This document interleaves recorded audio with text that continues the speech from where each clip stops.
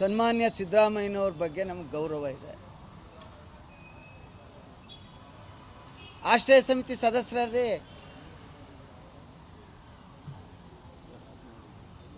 ಹೇಳ್ರಪ್ಪ,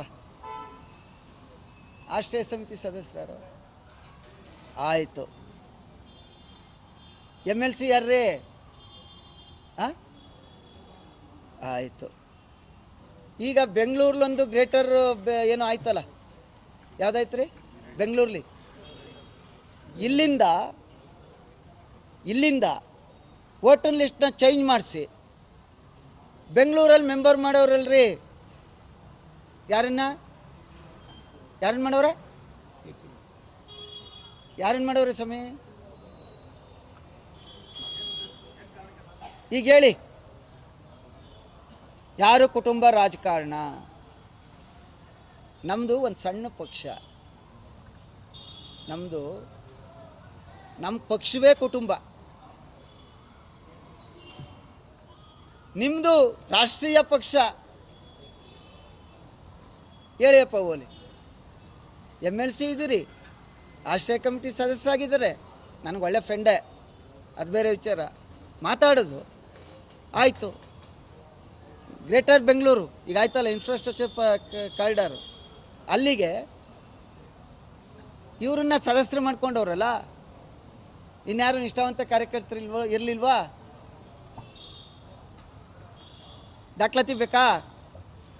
ಕೇಳಿ, ನಮ್ಮ ಸ್ನೇಹಿತರನ್ನ ಯತೀಂದ್ರ ಅವ್ರು ಹೇಳ್ತಾರೆ ಯಾಕಾದರೂ ಬೆಂಗಳೂರಿಗೆ ಅಂತ.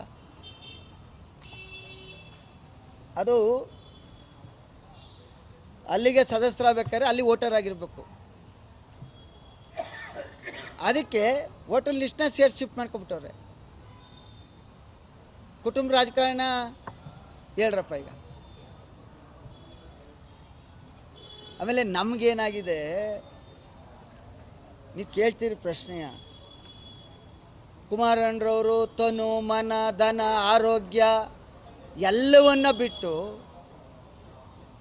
ಎಲ್ಲೆಲ್ಲೋ ಇದ್ದವ್ರನ್ನ ಕರ್ಕೊಬರ್ತಾರೆ, ಬೆಳೆಸ್ತಾರೆ, ಜವಾಬ್ದಾರಿ ಕೊಡ್ತಾರೆ, ಮಂತ್ರಿ ಮಾಡ್ತಾರೆ, MLA ಮಾಡ್ತಾರೆ. ಅದರಲ್ಲಿ 50% ಕೈ ಕೊಟ್ಬಿಟ್ಟು ಬೈಕೊಂಡು ಹೋದರೆ ಏನು ಮಾಡೋದ್ರಿ? ಅಲ್ಲ ಹೇಳ್ರಪ್ಪ ಓಲಿ. ಏನೋ ನಂಬ್ತೀವಿ, ನಂಬಿಕೆನೇ ದೇವರು, ನಂಬ್ಕೋತೀವಿ. ನಂಬಿದ್ಮೇಲೆ ಜೊತೆಲಿದ್ದಾಗ ಅಣ್ಣ ಇಂದ್ರ ಚಂದ್ರ ನೀನೇ ದೇವೇಂದ್ರ ಅಂತಾರೆ, ಹೋಯ್ತಿದ್ದಂಗೆ ಹೆಂಗೆ ಮಾತಾಡ್ತಾರೆ. ಅದಕ್ಕೆ ನಾವೇನು ಮಾಡ್ತೀವಿ, ಇವ್ರನ್ನೆಲ್ಲ ಕರ್ಕೊಬಂದು ಬೆಳಗ್ಗೆ ಸುತ್ತಿ ಸಂಜೆ ಸುತ್ತಿ ಇವ್ರನ್ನೆಲ್ಲ ಅಭ್ಯರ್ಥಿ ಮಾಡಿ ಇವ್ರನ್ನ ಶಾಸಕರು ಮಾಡಿ ಕೊನೆಗೆ ಇವ್ರ ಕೈಲಿ ಬಯಸ್ಕೊಳ್ಳೋದ್ಕಿಂತ ನಮ್ಮತವೇ ಯಾವ್ದಾರು ಕುಟುಂಬದಲ್ಲಿ ಒಬ್ರು ಇದ್ದರೆ ಹಾಕ್ಕೊಂಡ್ರೆ ಅಟ್ಲೀಸ್ಟ್ ನಿಯತ್ತಾಗಾರ ಇರ್ತಾರೆ ಅಂತ ಹಾಕೋತೀವಿ. ತಪ್ಪಾ? ಹೇಳ್ರಪ್ಪ, ನೀವೇ ಹೇಳಿ ಏನು ಮಾಡಬೇಕು ಅಂತ. ನಮಸ್ಕಾರ.